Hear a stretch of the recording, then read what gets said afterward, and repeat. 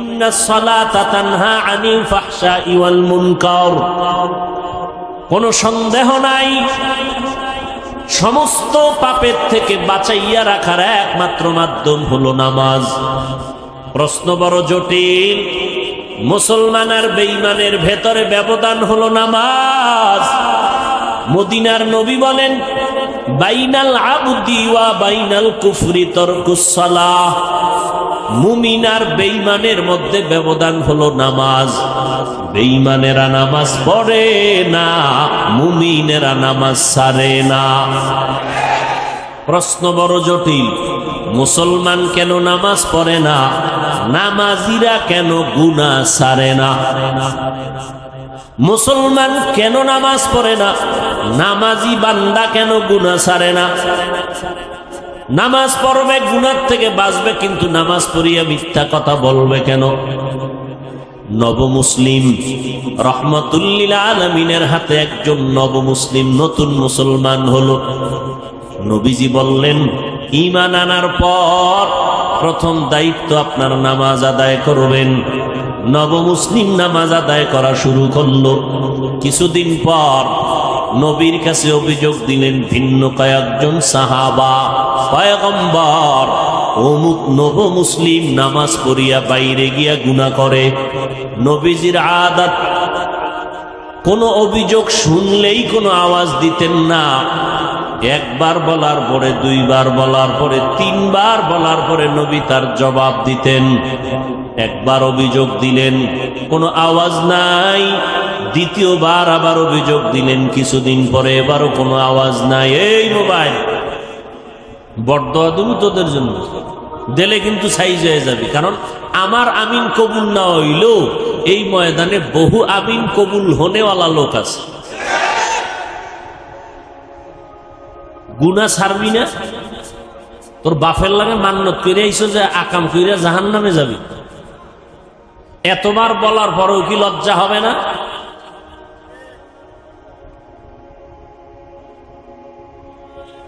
ভাইরা আমার, ছোট ছোট বাচ্চার হাতে মোবাইল। এর মা এর বাবা বলে দায়িত্বশীল মা বাবা সন্তানকে ধ্বংস করার জন্য আর কি দরকার? আল্লাহ সবাইকে হেদায়েত দান করুন। পয়গম্বরকে তৃতীয়বার যখন অভিযোগ দিলেন, নব মুসলিম নামাজ পড়ে বাইরে গিয়া গুনার কাজ করে, অভিযোগটা কতবার হলো বলেন? নবী এবার জবাব দিলেন। লম্বা চওড়া কথা না, নবীজি কথা বলতেন সংক্ষেপ, তার ব্যাখ্যা হতো অনেক বড়। নবী অল্প কথায় বলে দিলেন, সাহাবায়ে কেরাম কিছুই বলবেন না, তার নামাজ যেদিন ঠিক হয়ে যাবে সেদিন সে গুনাহমুক্ত হয়ে যাবে। মকুন সুসুতি নামাজে পাঞ্জে গানা ফাওয়াইলুল লিল মুসাল্লিনাল্লাযীনা মুমিনারা ইনামাদ ইমদাদ দা ইস্তাঈনু আয়াতে কুরআন বাখা আয়াতে কদ আফলাহারা ইয়াদকুন গৌর কুন্দর মানি আজ দিল সাদিকুন। ভাইরা আমার, নবী জবাব দিলেন অল্প কথায়, যেদিন নামাজ ঠিক হবে সেদিন গুনাহমুক্ত হয়ে যাবে। তাহলে নামাজ পড়িয়াও গুনাহ করে, কারণ কি বুঝলেন? কি বুঝলেন কারণ? নামাজ ঠিক হয় নাই। জমিনের মধ্যে সর্বশ্রেষ্ঠ জায়গা মসজিদ। قال النبي صلى الله عليه وآله وسلم أحب البلاد إلى الله مساجدها وأبغض البلاد إلى الله أسواقها। পয়গম্বর বলেন, জমিনের মধ্যে শ্রেষ্ঠ জায়গা হলো মসজিদ, আর সব থেকে খারাপ জায়গা হলো বাথরুম। কি ঠিক? বাথরুম কি? বাজার। নবী বাথরুম রে খারাপ না বলে বাজারকে খারাপ কেন বললেন? এর একমাত্র কারণ, মানুষ বাজারে গিয়া যেই পরিমাণ গুনাহ করে ফেলে ওই পরিমাণ গুনাহ বাথরুমে হয় না। উত্তম জায়গা আল্লাহর ঘর, যেখানে সেজদা দেয় মানুষ সেখানে কম যায়, বাজারে বেশি যায়। মনে হয় জানো, গোপনে ইশারায় বলতে থাকে, নবী কথাটা মনে হয় ঠিক বলেন নাই। নবী যদি আমগো মনের মতো বলতেন, খারাপ জায়গা হলো মসজিদ, ভালোটা হলো বাজার। মানুষ বাজারের মধ্যে সময় বেশি কাটায়, মারপিট আর রং তামাশা সেখানে বেশি হয়। এবার বলবেন বাজারে তো নবীও যাইতেন, আমরা হুজুরেরাও তো বাজারে যাই, ব্যবসা করি। আবু বকর ব্যবসা করেছেন, আমাদের মাযহাবের ইমাম আবু হানিফা রাহমাতুল্লাহ আলাইহি ব্যবসা করেছেন, বাজারে যাইতেন সব নবীরা, সব আল্লাহওয়ালারা। এরপরও কেন বাজারকে খারাপ বললেন? বাজারে যাইতে নিষেধ নাই ও বান্দা, বাজারে গিয়া গুনাহ করা তোমার জন্য নিষেধ। জরুরত সারার জন্য বাজারে যাও, আবার ব্যাক করে ঘরে যাও, ওখানে বাজে কোনো কথা যেন না হয়, কারণ ব্যবসা করা হালাল। আহাল্লাল্লাহুল বাইআ ওয়া হাররামার রিবা, ব্যবসা আল্লাহ হালাল করেছেন, সুদ আল্লাহ হারাম করে দিয়েছেন। এরে নবীর আশিক, উত্তম জায়গা আল্লাহর ঘর, এই জায়গায় মানুষ ঢুকতে গিয়েও কোনো আল্লাহর ভয় অন্তরে রাখে না। আল্লাহর ঘরে যারা যাবে এরা জমিনের কোনো মেহমান না, এরা আমার মালিক রব্বুল আলামিনের মেহমান। এমপি সাহেব ডাকলে মানুষ কত সুন্দর সজ্জিত হইয়া এমপি সাহেবের ডাকে সাড়া দেয়। ও মানুষ, আপন কোনো আত্মীয়র বাড়ি গেলে পুরান জামা বাদ দিয়া নতুন ড্রেস পরিয়া যায়। আমার আল্লাহর বাড়ি নামাজে যারা যাও, তোমরা গেঞ্জি পরে যাও কেন? ময়লা জামা নিয়ে যাও কেন? আল্লাহর মেহমান তো আল্লাহর ঘরে আল্লাহর সাজে সজ্জিত হয়ে যাওয়া দরকার। সেখানে গেঞ্জি পরে যায়, টুপি নাই, জুতা নাই, আবার গেঞ্জির ভিতরে কত বাঘ ভাল্লুক বানরের ছবি, আবার কত ইংরেজি লেখা আছে না নাই? এই হলো নামাজের হালাত। হ্যাঁ, সবার শেষে যায়, আবার সবার আগে বের হয়। পাঁচ বেলার নামাজ তো নাই, ওই জুমার দিন যায়, তাও সুন্নতের খবর নাই। সালামের পরে দুরাকাত ইমাম সালাম দিল, বের হয়ে চলে গেল।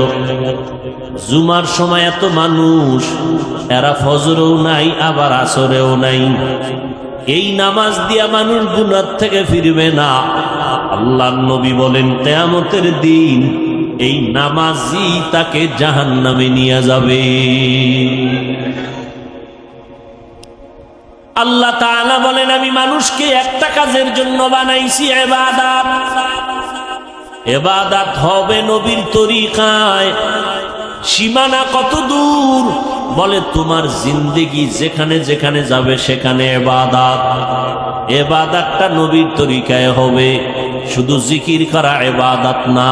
ও বান্দা, তুমি খানা খাইবা ইবাদত, তুমি খানা খাইবা না তাও ইবাদত। খানা সামনে রেডি, পেটের ভেতরে ক্ষুধা, ইফতারির টাইম বাকি আধা ঘন্টা, ক্ষুধাও আছে, খানাও সামনে আছে হালাল। রোজাদার খাইবেনি কেন? এই সময় খানা খাওয়াটা তোমার জন্য আল্লাহর বিধানে নাই, না খাওয়াটা ইবাদত।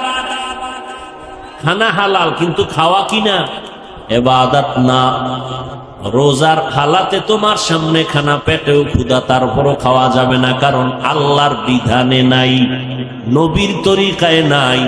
এই সময় খানা ক্ষুধা থাকলেও খাওয়া যাবে না, না খাওয়া ইবাদত। নামাজ পড়ো ইবাদত, নামাজ না পড়াটাও ইবাদত। রোজা রাখা যেমন ইবাদত, একটু আগেই কিন্তু জবাব দিয়েছি, রোজা না রাখাটাও ইবাদত। ঈদের দিন রোজা রাখা ইবাদত নাকি রোজা না রাখা ইবাদত? সূর্য যখন ডুবে সূর্য যখন উঠে তখন নামাজ পড়া ইবাদত নাকি না পড়া ইবাদত? ভাইরা আমার, নামাজ পড়া যেমন ইবাদত, না পড়াটাও ইবাদত। সব হতে হবে আল্লাহর জন্য, মদিনাওয়ালা নবীর তরিকায়। কিন্তু বড় দুঃখ, আল্লাহকেও চিনি না, মদিনাওয়ালা নবীর আদর্শ তরিকাও চিনি না। এখন আমরা কেমনে ইবাদত করব, সিস্টেম কেমনে জানবো? মদিনার নবী এক ঠিকানা দিয়া গেছেন, ওই ঠিকানায় গেলে ইবাদত শিখবা, তরিকাও পাইবা। ওই ঠিকানার নাম হলো উলামায়ে আহলে হকের সোহবত। ইলমে রা'জাজু করদান বেহিসাব, খুলকেরা দাদান জওয়াবে বাসওয়াব, হক নাদারত দোস্তে খলকা জারেরা, নিস্তে ই খসলত একে দিনদারেরা। আল্লাহর জন্য ইবাদত করো, অল্প হলেও নাজাতের জন্য যথেষ্ট। আল্লাহ বেশি আমলের জন্য তোমাকে টাইট করেন নাই, তাকিদ দেন নাই, বরং আল্লাহ কোরআনের এক জায়গায় বলেন, আল্লাযী খালাকাল মাউতা ওয়াল হায়াতা লিয়াবলুয়াকুম আইয়ুকুম আহসানু আমালা। আমি তোমাকে জমিনের মধ্যে পাঠাইছি পরীক্ষা করে, যাচাই করে দেখব কারা উত্তম আমল করে। আকসারু আমালা বলেন নাই, আহসানু আমালা। বেশি আমল আল্লাহ চান না, আল্লাহ চান অল্প আমল, তবে আমলটা হতে হবে আল্লাহর জন্য। ইবাদত কার জন্য? মা খালাকুতুল জিন্না ওয়াল ইনসি বাখা, জুজ ইবাদত নিস্তে মাকসুদ আজ্জাহা। আল্লাহর এক বান্দি, নারী না পুরুষ, আল্লাহ তাআলার এক বান্দি, এমন কোন গুনাহ নাই করে নাই, গুনাহের সাগর, জঘন্যতম গুনাহের মধ্যে লিপ্ত হয়ে নারীটার জিন্দেগিটাকে গুনাহের ফাউন্ডেশন বানায় ফেলল। হেদায়েতের মালিককে আর জোরে বলেন, মান ইয়াহদিল্লাহু ফাহুয়াল মুহতাদ ওয়া মান ইউদ্লিল ফালান তাজিদা লাহু ওয়ালিয়াম মুরশিদা। আল্লাহ চাইলে হেদায়াত দিবেন তো হয়ে যাবে, আল্লাহ যদি চান না হেদায়াত দিবেন না, সে হেদায়াত পাবে না। আল্লাহ যদি হেদায়াত না দেন, পৃথিবীর কারো ক্ষমতা নাই তাকে হেদায়াতের দরজা দিয়ে ঢুকাবেন। ভাইরা আমার, আমার নবী যার কোনো তুলনা নাই, যেই নবীর মতো নবী নাই। কেমন নবী আমার, যে নবীর চেহারা মোবারকে একটা নজর দিলে দীর্ঘদিনের ক্ষুধা নিবারণ হয়ে যায়। আরো আস্তে করে বলেন, কেমন নবী আমার। কপাল বড় খারাপ, আমরা সেই নবীরে চিনলাম না, বহু বিধর্মীরা চিনে চিনে আজ কালেমা পড়েছি। মুসলমানের ঘরে জন্ম নিয়ে নবীকে চিনলি না রে যুবক। যদি নবীকে চিনতে রে বাবা, ওই নবীর আদর্শ জবাই করতা না, বেঈমানের পা চাটা গোলাম হইতা না। কেমন মায়ার নবী আমার, 23 বছরে এমন এক আদর্শ নবী রেখে গেলেন, কিয়ামত পর্যন্ত নতুন কোন আদর্শের প্রয়োজন হবে না। আমার নবীর আদর্শই পাওয়ারফুল এবং পারফেক্ট, কিয়ামত পর্যন্ত কোনো সংশোধনী লাগবে না। যদি কোনো মুনাফিক আওয়াজ দিয়ে কয় সেই 1500 বছর আগের ইসলামটাকে একটু মডিফাই করা দরকার, মুহাম্মদের ১৫০০ বছর আগের পুরানো আদর্শ একটু চেঞ্জ করা দরকার।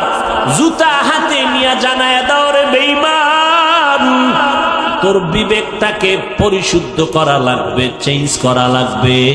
মুহাম্মদের আদর্শ কিয়ামতের আগে চেঞ্জ করার প্রয়োজন হবে না। এই কোন ইহুদি, কোন খ্রিস্টান, কোন হিন্দু, কোন বৌদ্ধ, কোন বিধর্মী আজও পর্যন্ত বলার সাহস পায় নাই মুহাম্মদের আদর্শকে চেঞ্জ করো। কে পেয়েছে? ইসলামের ব্যানারওয়ালা একদল মুনাফিকরা বলে ১৫০০ বছর আগের সেই ইসলামকে মডিফাই করা দরকার।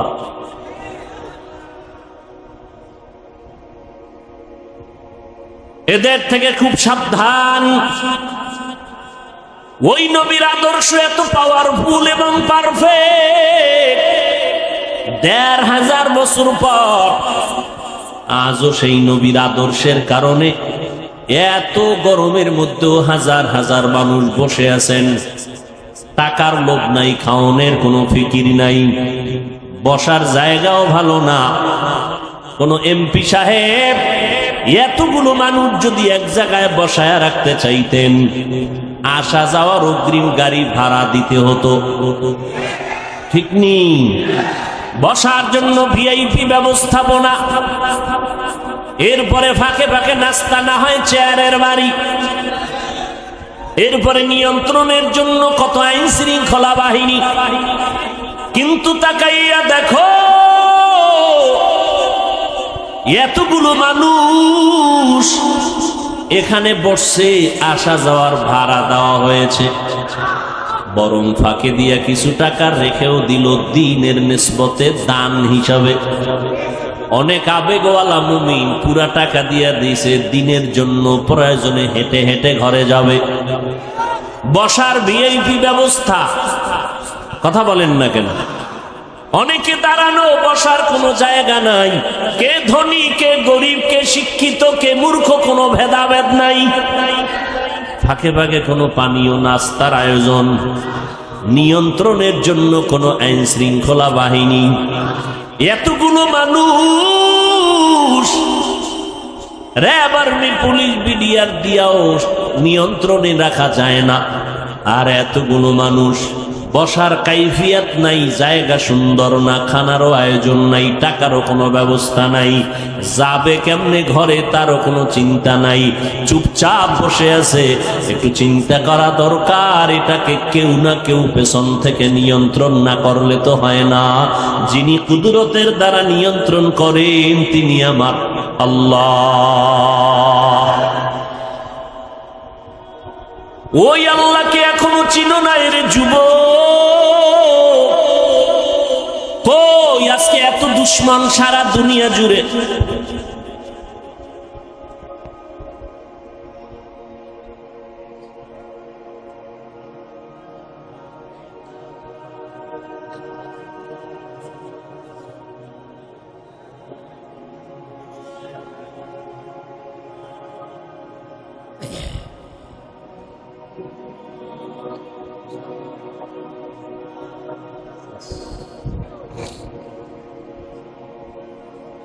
অন্ধকারে পালায় রওনা দিয়েছেন, হাসেন। আবার আমার তো লজ্জা লাগে যে আপনার অন্তরে ভয় আসলো না, অন্ধকারে পালায় যাবেন, এটা কোন অভ্যাস? ঠিক বে ঠিক বুঝে বইলেন, বদনাম কিন্তু আপনাদেরই। ভাইরা আমার, সারা পৃথিবী জুড়ে এত দুশ্মন,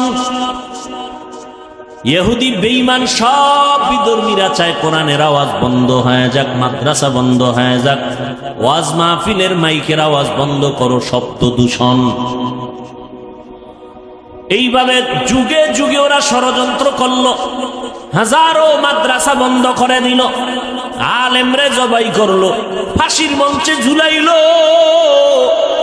এখনো অপচেষ্টা কম করে না কোরআনের আওয়াজ বন্ধ করার জন্য। অথচ আমরা তাদের বিরোধী শক্তি না, আমরা বিরুদ্ধে বলি না।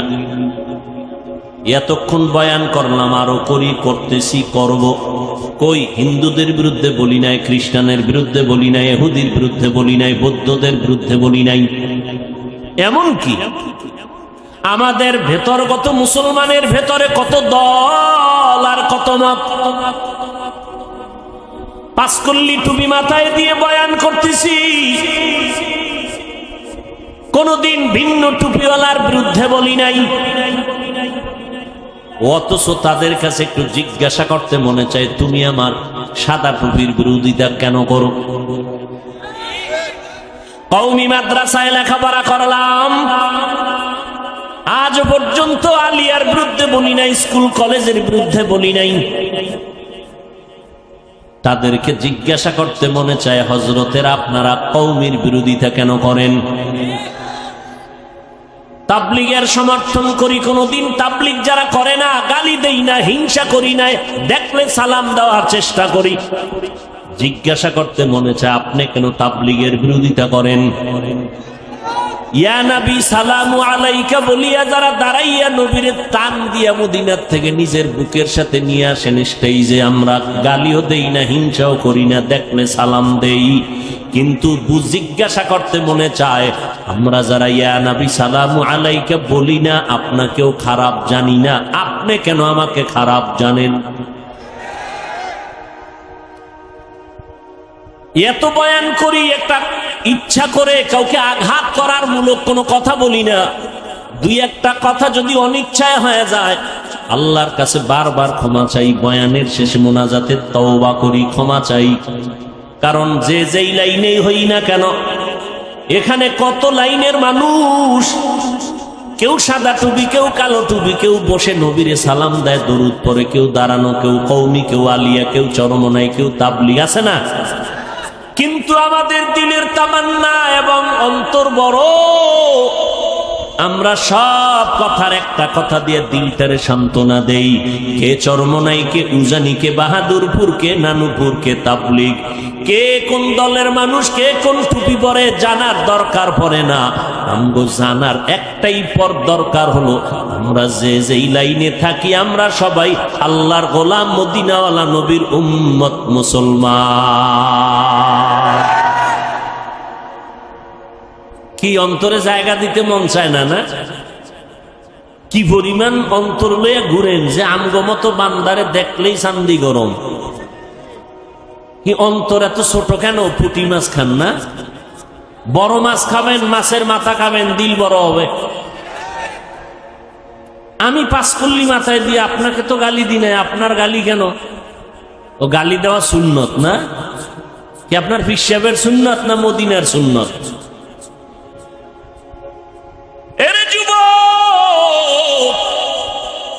অন্তরটাকে বড় বানা, মানুষের বুকে লাগানোর গুণটা অর্জন কর। লাথি মারার গুণ তো মদিনার গুণ না, গালি দেওয়ার গুণ তো মদিনার নবীর গুণ না, গালি না দেওয়া মদিনার গুণ।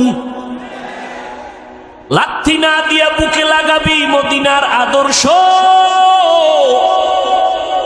যদি বান্দার দিলটা নরম থাকে, আলহামদুলিল্লাহ। গরম থাকলে বেশি বেশি রোজা রাখো, মদিনার নবীর উপরে দরুদ পড়ো, দিল ঠান্ডা হয়ে যাবে।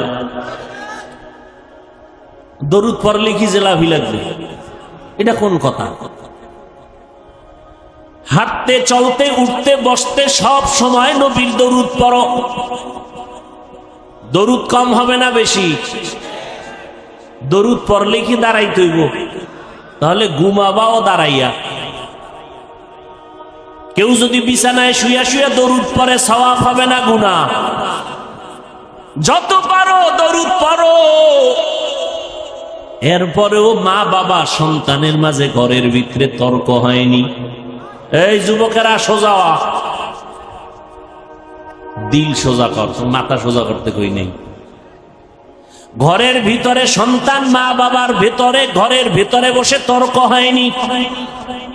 তর্ক হইলে কি? সন্তানেরা ফেসবুকে লেখে বাবার বিরুদ্ধে, মায়ের বিরুদ্ধে, মাইক লাগায়, তা চারদিকে দুশ্মন আর দুশ্মন, ক্যামেরা ফিট করা সাংবাদিক, গোপন হলুদ সাংবাদিক, দোষ পাইলে তিলেরে তাল বানাবে।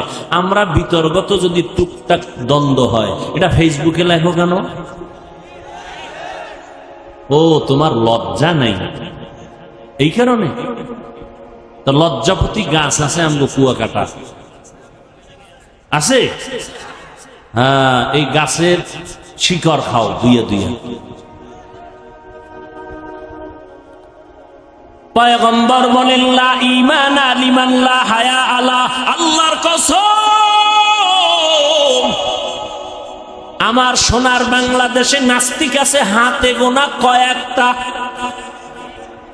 বেশি মাদ্রাসা কম, পীর মুরিদি, মুসলমান, মসজিদ, আলেম ওলামা, ছাত্র। আমাদের সামনে কথা বলতে হলে তো অনুমতি নেওয়া দরকার ছিল, কথা ঠিক না? আমরা কেন দুর্বল? একমাত্র কারণ আমাদের ভেতরে একতাবদ্ধতা নাই। এটাই ইহুদির চূড়ান্ত slogan, divided and rule policy. একটা জাতিকে ধ্বংস করে দেওয়ার জন্য দলে দলে বিভক্ত করে দাও। আর না আজকে আমরা যদি আল্লাহর গোলাম, রসুলের উম্মত, মদিনার নবীর আশেক মুসলমান হিসাবে এক ব্যানারে থাকতাম, এই সোনার বাংলায় টুপিওয়ালাদের সামনে কথা বলতে হলে অনুমতি নিতে হতো। কিন্তু টুপিওয়ালার বিরোধিতা হিন্দু করবে কখন? তুমিই তো করতেছো। ইমামের পিছনে নামাজ পড়া বাইরে গিয়া ইমামের বিরোধিতা করে, এরকম মুসলমান আশেক নাই? কিতনা বড় নিমক হারাম। আবার বাবায় মরলে কয় হুজুর আইয়েন একটু দোয়া ভরেন, আছে না নাই? আল্লাহ হেদায়াত দান করেন। ও যুবক, তুমিও মুসলমান, আমিও মুসলমান, তোমার আল্লাহ আমার আল্লাহ আলাদা না এক, তোমার নবী আমার নবী এক, তোমার কোরআন আমার কোরআন এক, তোমার কাবা আমার কাবা এক, তোমার ধর্ম আমার ধর্ম এক। তুমি আমি দুনিয়াতে আসছি এক, নাকি লঙ্গি ভরে আসছো? বিদায় বেলাও সিস্টেম হবে এক, কাফন হবে কয়টা? কথা বলেন। কালার হবে আলাদা, তাবলিগলাদের কাফনের কালার আলাদা। এই দেশে নামদারি সুন্নি যারা, তাদের কাফনের কালার হবে আলাদা, কালো। কাফনের সংখ্যা 3টে, কালারও সবার এক। কে তাবলিগ, কে চরমনাই, কে ওয়াহাবি, কে সুন্নি, কে কওমি, কে আলিয়া, কে আওয়ামী লীগ, কে বিএনপি, কে এমপি, কে মন্ত্রী, কে ধনী, কে গরিব, কে মাওলানা, কে মুফতি, কে বক্তা, কে শ্রোতা। কাফনের ভিতরে যেদিন ঢুকবি সেদিন দেখবি বাহাদুরি। আর সে কাফনের উপরে লেখা থাকবে পিসা হুজুরের লাশ, হ্যাঁ, শেষ বাহাদুরি, সব শেষ। কাফনে ঢুকছো, কার লাশটা ফকিন্নির, কারটা ধনির, কোন লেখা আছে? এবার কবরের সাইজও হবে এক। কবরের মধ্যে রেখে মাটি পাড়াইয়া দিবে, শুধু পীর সাহেবের সাথে একটা মাইক লাগানো থাকবে, টেলিফোনের যোগাযোগ করবে। কবরের ভিতরে একটা ব্লুটুথ সিস্টেমের মেশিন থাকবে যোগাযোগের জন্য। হ্যাঁ, সব কবরের সাইজও সমান। মাটি দিয়া যখন সবাই বিদায় হবে, 2 জন ফেরেশতা সবার কবরে আসবে। পীর সাহেবেরে যেই প্রশ্ন করবে, মুরিদেরও সেই একই প্রশ্ন করবে। হিন্দু, বৌদ্ধ, খ্রিস্টান সবার বেলায় প্রশ্ন 3টা, সব একই প্রশ্ন, কমন প্রশ্ন। রবের পরিচয় দাও, ধর্মের পরিচয় দাও, রাহমাতুল লিল আলামিনের পরিচয় দাও। তুমি কয় টাকার মালিক, কত এলে মলা জানার দরকার? প্রশ্ন 3টা। পরীক্ষা চলতেছে না ছেলেরা এখন? ও যুবক, দুনিয়ার পরীক্ষার প্রশ্নপত্র ফাঁস হইয়া গেলে আগুন জ্বলে সবার অন্তরে। প্রশ্নপত্র ফাঁস হয়ে গেল, পরীক্ষার মান দুর্বল হয়ে গেছে। আমার মাওলার সিস্টেমটা কি তাকায় দেখ রে যুবক। আমার আল্লাহ কবরের 3টা প্রশ্ন ফাঁস করে দিলেন। 3 প্রশ্ন সবাই জানায় দিলেন, আল্লাহ জানায় দিলেন, ও হিন্দু তোমারও 3 প্রশ্ন, মুসলমান তোমারও 3 প্রশ্ন, প্রশ্ন 3টাই সমান।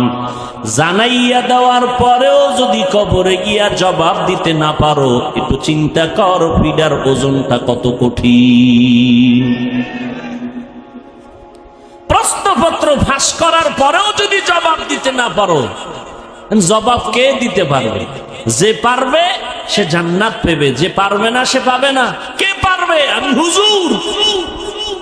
কোনো গ্যারান্টি নাই, কারণ এই জমিনে জান্নাতের টিকিট পেয়েছেন 10 জন সাহাবা। আবু বকর জান্নাতের টিকিট পেয়ে মরণ পর্যন্ত শুধু কান্নার আওয়াজ। আমি আল্লাহর আদালতে কেমনে দাঁড়াবো, কেমনে হিসাব দিব। ওমর কাঁদতেছেন, উসমান কাঁদতেছেন, ওই অন্ধকার কবরে আমি কেমনে একা থাকবো। হযরত আলী কাঁদতেছেন, অথচ তাদের নামে জান্নাতের টিকিট রেডি। কয়জন? জোরে কও যুবকেরা। রাতের গভীরে কান্নার আওয়াজ, নবী কান লাগাইয়া নজর করে দেখেন আবু বকর তাহাজ্জুদে কান্না করে। জান্নাতের টিকিট পেয়ে যদি কাঁদেন, তো আপনার আমার উপায় কি? ও বাহাদুরেরা, এরে পর্দার আড়ালের আম্মা জানেরা আসেনি? এরে আম্মা জান, ওই জাহান্নামী নারী এমন কোন গুনাহ নাই, করে নাই। রাস্তা দিয়া চলতেছেন, হঠাৎ করে নজর করে দেখে রাস্তার কিনারা একটা কুকুর পানির পিপাসায় জিহ্বা বের করে কাঁদতেছে। জাহান্নামী গুনাহগার নারীটার অন্তরে মায়া হলো, দৌড়াইয়া গেল পানি আনার জন্য, কিন্তু কোনো পাত্র নাই। ওই গুনাহগার নারীটার পায়ে ছিল চামড়ার মোজা, মোজাটা খুলে পানি নিচে, হাতের নাগালে পায় না, মাথায় ছিল ওড়না লাগানো। ওড়নার মাথা মোজার সাথে গিরা লাগাইয়া এরপরে কূপের থেকে পানি উঠাইয়া কুকুরকে পান করাইয়া দিল। সাথে সাথে গাইবি আওয়াজ, মদিনার নবী বলেন, ও সাহাবায়ে কেরাম শুনো, এত বড় গুনাহগার বান্দিটা শুধু কুকুরকে পানি পান করাইল আমার আল্লাহর মোহাব্বতের জন্য। পানিটা পান করানোর সাথে সাথে গাইবি আওয়াজ, ও জাহান্নামী গুনাহগার, তোর জীবনের সব গুনাহ মাফ করে দেওয়া হলো। এই জন্য কোন ছোট নেক আমলকে ছোট মনে করে ছেড়ে দিবেন না, কারণ একটা ছোট আমল যদি আল্লাহ কবুল করে দেয়, এটাই আপনার জন্য বড় পাওয়া। আবার ছোট গুনাহকে গুনাহ মনে করে করবেন না, কারণ একটা ছোট গুনাহে যদি আল্লাহ ধইরা ফেলায়, আপনার জীবন শেষ। আল্লাহর আর একজন বান্দি জীবনভর নেক আমল করেছে, আগের বান্দি জীবনভর গুনাহ করছে, আর এই বান্দি জীবনভর নেক আমল করেছে। মরণের আগে সামান্য একটা অপরাধ করলো, আল্লাহর ভিন্ন একটা মাখলুক একটা বিড়ালকে ঘরের মধ্যে বাইন্দা খাঁচায় আটকায় দিছে। নিজেও খানা দেয় না, বিড়ালটা বাইরে গিয়ে খাবে সেই সুযোগও মহিলাটি দেয় নাই। বিড়ালটা খাঁচায় বসে ধুকে ধুকে না খেয়ে মরে গেল। মদিনার নবী বলেন, ও সাহাবায়ে কেরাম, মহিলার জীবনের এত নেক আমল এই সামান্য একটু অন্যায়ের কারণে আল্লাহ সব আমল বরবাদ করে মহিলাকে জাহান্নামী বানায় দিছে। একটা বিড়ালকে কষ্ট দিলে যদি এই অবস্থা হয়, ও মানুষ, তুমি মানুষ হইয়া মানুষকে কিভাবে কষ্ট দাও? মানুষের ইজ্জত নিয়ে কেমনে তুমি সিনিমিনি করো? মানুষের ইজ্জতের উপরে কেন হামলা করো? আমার আল্লাহ তো বিচারক আছে, তোমার এত পেরেশানি কেন? সাধারণ মানুষের ইজ্জত নষ্ট করো, সেখানেও কিছুটা চিন্তা করার সুযোগ আছে, কিন্তু আলেমের ইজ্জত নিয়ে যদি টানাটানি করো তোমার উপায় কি হবে রে বাবা? আল্লাহ তাআলা সব কথার একটা শেষ মোহাব্বতের ডাক দিয়া বলে, বান্দা এত কথা শুই না, ভয় পাইস না, আয় তওবার দরজা দিয়া ঢোক। 70 বছর পর্যন্ত যদি গুনাহ করো, তওবার মতো যদি একটু তওবা করে চোখের পানি ছেড়ে দাও, আমি তোর 70 বছরের গুনাহ একটা সেকেন্ডে মাফ করে তোরে পবিত্র বানায় দিব। ও যুবক, ও পর্দার রানের আম্মা জানেরা, কয়দিন আর বাহাদুরি করবেন? আপনারাও মা, নবীদের মাও যারা ছিলেন তারাও মা, সাহাবায়ে কেরামের মাও মা, আপনারাও মা। খাদিজা রাদিয়াল্লাহু আনহা নবীর স্ত্রীও মা, আপনারাও মা। আয়েশা রাদিয়াল্লাহু আনহা নবীর স্ত্রী, আমাদের মা, আপনারাও মা। হাফেজে কোরআনের মা ও মা, আপনারাও মা। ও মা, এত সম্মান আল্লাহ দিয়েছেন, নবী দিয়েছেন, ইসলাম দিয়েছেন আপনাদের। আল্লাহর কসম, দুনিয়ার কোন তন্ত্র মন্ত্র যদি নতুন করে নারীদের সম্মান দিতে চায়, কসম করে বলে গেলাম, নারীদের সম্মান হবে না, হবে অপমান। আল্লাহ যা দিছে, তোমার আব্বা মিলে কি তার থেকে বাড়াইতে পারবা? নিয়া পাকনামি করো। মোবাইলওয়ালা মোবাইল বানাইছে, মোবাইলটা চালাইলে সুস্থ থাকবে কেমনে তার ক্যাটালগ দিয়েছে। গাড়িওয়ালা গাড়ি বানাইয়া গাড়িটা কিভাবে চালাইলে সুস্থ থাকবে তার ক্যাটালগ দিয়েছে। আল্লাহ বানাইছেন মানুষ। আসমান আল্লাহ বানাইলেন আমার জন্য, জমিন আল্লাহ বানাইলেন মানুষের জন্য, সূর্যের আলো আমাদের জন্য, চাঁদের আলো আমাদের জন্য, বাতাস আমাদের জন্য। এগুলো ব্যবহার কেমনে করবি? আমার আল্লাহ ক্যাটালগ দিলেন কোরআন আর আমার নবীর মাধ্যমে। মন গড়া যদি শান্তির স্বপ্ন দেখো, শান্তি হবে না, হবে অপমান আর অশান্তি। এত দুশ্মন, চতুর্মুখী দুশ্মন আমাদের বিরুদ্ধে। বেঈমানেরাও দুশ্মনী করে, ঘরের মধ্যে মুসলমান ব্যানার লাগাইয়াও দুশ্মনী করে। তাবলীগ বন্ধ করে দাও, জিকির বন্ধ করে দাও, অমুক আল্লাহওয়ালারে বন্ধ করে দাও, বায়ান বন্ধ করে দাও। এরকম মুনাফিক আমাদের মাঝে অভাব নাই। এইবার আপনারা বলেন, এত দুশ্মনীর মাঝেও আল্লাহর শুকর, আমরা যারা নবীর তরিকা মানিয়া সুন্নত অনুযায়ী চলি, আমগো সম্মান কমতেছে নাকি বাড়তেছে? আর কেমনে দেখাইলে আপনারা সুন্নত মানবেন?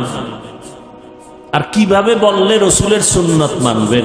ও যুবক, নবীর সুন্নতের থেকে আরো কোনো ভালো আদর্শ আছে কিনা বলো, তাহলে আমি নবীরটা বাদ দিয়া তুমি দাও, আমি সেটা গ্রহণ করব। নবীরটা ভালো না হয়ে যদি আরো কারোটা ভালো হয় দাও, আমি নবীরটা বাদ দিয়া তোমার সেটা গ্রহণ করব। দাও। তুমি কেন? পৃথিবীর কেউ পারেনি, পারবে না। এক কথায় বলে দেই, পৃথিবীর কিয়ামত পর্যন্ত যত আদর্শ আসবে, আসছে, সবগুলো না পাক।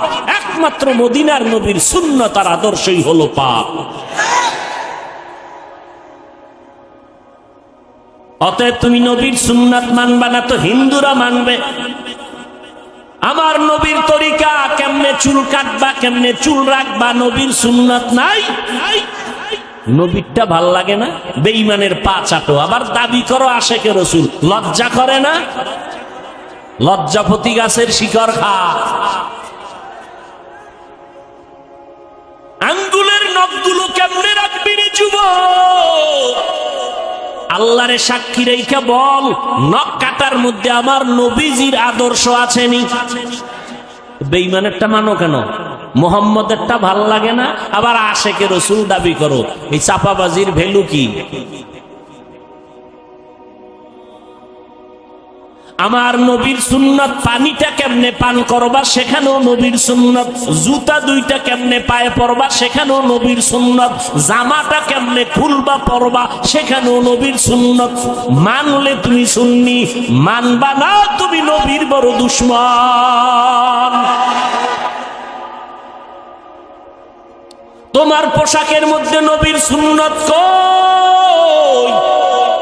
তোমার আঙ্গুলের নখ কাটার ভেতরে নবীর তরিকা কই? জীবনে ঘড়িয়াতে দেই না, ওয়াজের কারণে টাইম দেখা লাগে, এই জন্য মাঝে মাঝে দেই, তাও ডান হাতে দেই। বাদশাহ হারুন রশিদের যুগে ঘড়ির জন্ম, এর আগে ঘড়ি ছিল না এই সিস্টেমে। ডান হাতে দেই কেন? ছাত্র জীবনে ওস্তাদ বলেছেন সেই ছোটবেলা, এই ছেলে বাম হাতে ঘড়ি দিবি না যদি কখনো দাও, কারণ কোন মুরব্বী যদি তোর ওস্তাদ সমতুল্য কয় টাইম কত, বাম হাতটা সামনে নিবি না ডান হাতটা নিবি। গুনাটুনা কিছু নাই, কিন্তু আদবের একটা বিষয় আছে, কোনো গুনাটুনা নেই। ভাইরা আমার, আর তুমি শিক্ষকের সামনে বিড়ি টানো না, হাসো কেন? লজ্জা করে না? কানতে থাক বেটা, কানতে থাক।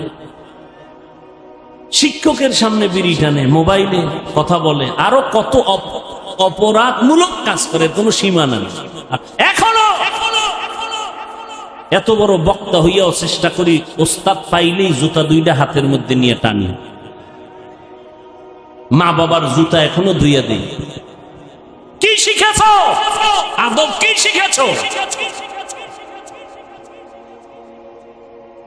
রাস্তা দিয়ে হাঁটলে কোনো মুরব্বীর পাশে যদি থাকি, সূর্যের ছায়া পড়লে চেষ্টা করি আমার ওই মুরব্বীর ছায়ার উপরে যেন আমার পাও না পড়ে।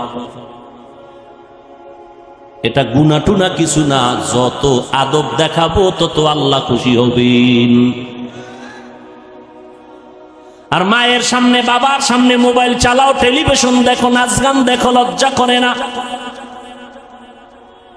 ঘড়িটা হাতে দিয়া বাম হাতে দৌড়াও, বান্ধবী নিয়ে আড্ডা দিতেছ, মা বাবার সামনে লজ্জা করে না? কয় কিসের লজ্জা? আব্বা আম্মাও তো এই পথের যাত্রী। ও আম্মা জান, আপনার ছেলেটাকে ডাক্তার বানাবেন, কলিজা দিয়া দোয়া করে গেলাম, ইঞ্জিনিয়ার বানাবেন, প্রফেসর বানাবেন, এসপি বানাবেন, তবে দাবি হলো বেয়াদব বানাবেন না। আপনার সন্তানের ব্যবহারে যেন কোনো আলেম কষ্ট না পায়, আপনার সন্তানের আচরণে এলাকার কোনো মুরব্বী যেন কষ্ট না পায়, আপনার সন্তানের আচরণে যেন সবাই দোয়া করে। আরে এমন আদর্শ সন্তান যদি বানাইতে হয়, আব্বা আম্মাকে আগে আদর্শওয়ালা হওয়া দরকার। ও যুবক, পেছনের গুনার থেকে এখনো সুযোগ আছে, তওবা করো। নবীর তরিকার মালা গলায় লাগাও, দাড়িটা লম্বা করো, 5 বেলার নামাজ পড়ো, মা বাবার খেদমত করে দোয়া নাও, আলেম ওলামাদের দোয়া নিয়ে আমল শুরু করে দাও। তোমার মতো যুবক, আমি বলি না আমগো মতো হুজুর হও না, একবারও না। তুমি যেই লাইনে আছো ওই লাইনে থাকিয়া নবীর তরিকা মতে চলো, নামাজ পড়ো। তোমার মতো যুবক সন্তান স্কুল কলেজে পড়ে, 5 বেলার নামাজি, মিথ্যা বলবা না, বলো আছে না নাই? তুমি পারো না কেন? আগামীকালকে ওই ছেলে মেয়েদের পাও ধোয়া পানি নিয়ে খালি পেটে 3 বার পান করবা, যে তোরা স্কুল কলেজে পড়ো, নামাজ পড়ো, আমি কেন পারি না? কপাল খারাপ, আব্বা আম্মার বরদোয়া লাগছে আমার কপালে। ও যুবক, তোমার মতো যুবক সন্তান তাকায়া দেখো, র্যাব আর্মি পুলিশ বিডিআরের চাকরি করে দাড়িওয়ালা নামাজি আছে না নাই? তুমি কেন পারবা না? মই নদীর মধ্যে মাছ ধরে, নামাজ ছাড়ে না, জমিনে কৃষি কাজ করে, নামাজ ছাড়ে না, তুমি কেন পারো না? আরে আম্মা জান, আপনার মতো কত মা এলাকায় দেখবেন এখনো 5 বেলার নামাজ পড়ে, তাহাজ্জুদ পড়ে নাই? এরে আম্মা জান, কেন আপনি পারবেন না? ভালো সন্তান যদি চান, আপনাকে ভালো হতে হবে। ভালো ফল খাইতে চাইলে গাছকে ভালো করতে হবে, ভালো গাছ থেকেই ভালো ফল আসবে। রে আম্মা জান, এখনো সময় আছে, তওবা করেন। সন্তানের হাত ধরিয়া বলেন, বাবা আর নামাজ ছাড়বি না, মা বাবারে কষ্ট দিবি না, ওলামায়ে কেরামের কথা মেনে আমল করবি, নবীর তরিকা মেনে চলবি। তোরে আমি আদর্শ ডাক্তার বানাইয়া যেতে চাই, তোকে আমি আদর্শ ইঞ্জিনিয়ার বানায় যেতে চাই। আমি মরিয়া গেলে তুই কোরআন পড়ে পড়ে দোয়া করবি আর মানুষের ডাক্তার হয়ে সেবা করবি। আল্লাহর কাছে দোয়া করেন, তওবা করেন। ও যুবক, আল্লাহর কাছে তওবা করো।